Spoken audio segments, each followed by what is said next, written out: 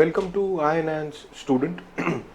INN Student is a platform for law students to come here and deliver a lecture on the topic of their choice. Today we have with us law student Khushboo Makwana. She is going to speak on understanding defamation laws in India. She is from KES Shri Jayantilal H Patel College of Law. So without wasting further time, I would request her to commence with the lecture. Thank you. Greetings to one and all.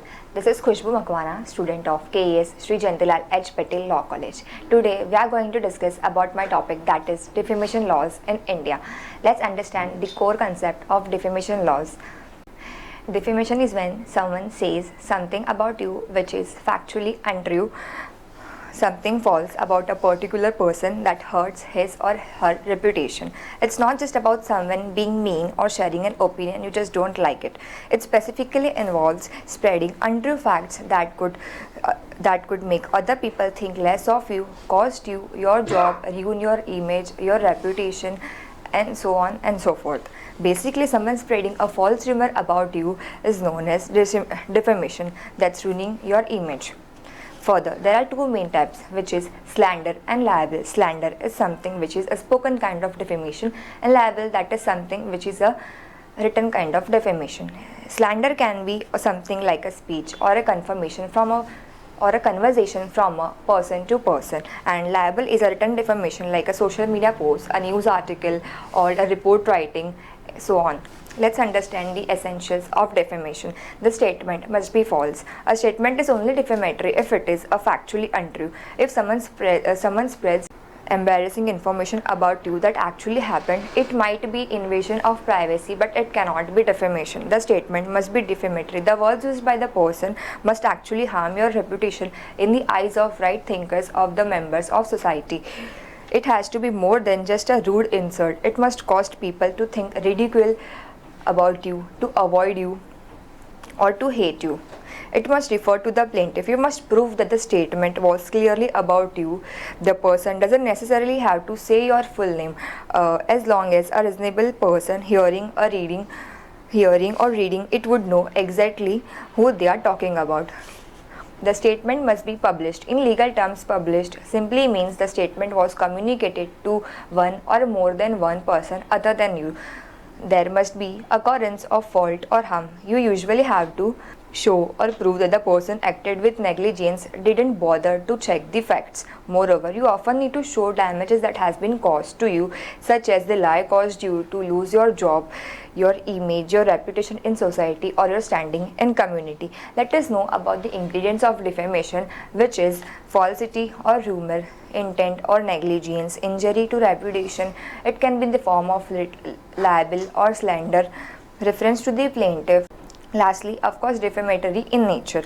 For something to be legally counted as defamation, some statement usually have to be shared with a third party. Means it's not just a private conversation between two people. Most important, the truth is a total defense. If what the person is said is actually truth, then it cannot be considered as defamation, no matter how much it stings.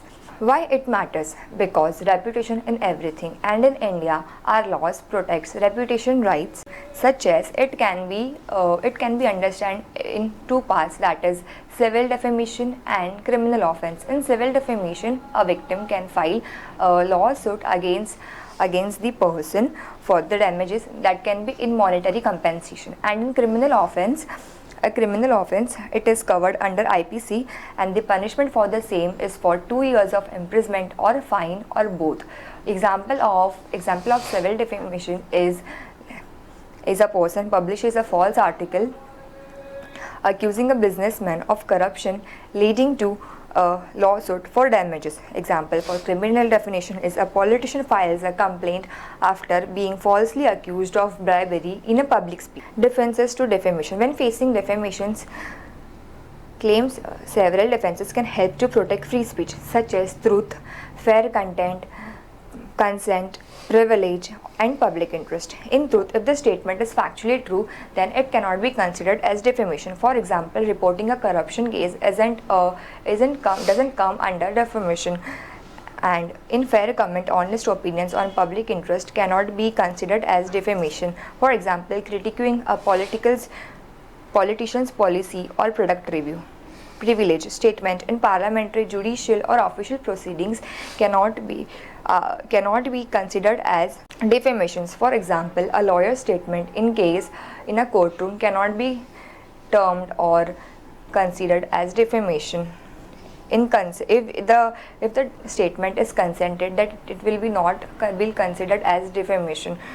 Public interest reporting on matters of public concern can be protected if done reasonably. Some examples of defamations are: a newspaper falsely accuses a local businessman for claiming a fraud, or someone spreads a false rumor at a party that a colleague stole some money from someone's purse, or it can be a false claim that a celebrity uses or supplies illegal drugs, which can ruin their reputation.